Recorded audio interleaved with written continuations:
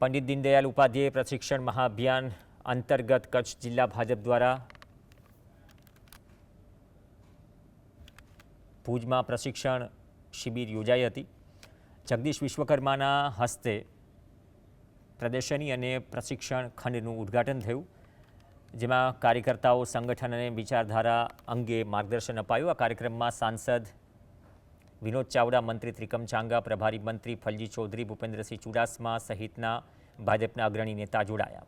આ અભિયાન દ્વારા ભાજપના સંગઠનને વધુ મજબૂત બનાવવા માટે નિષ્ણાંતો દ્વારા કાર્યકર્તાઓને વિવિધ વિષયો પર માર્ગદર્શન પૂરું પડાશે।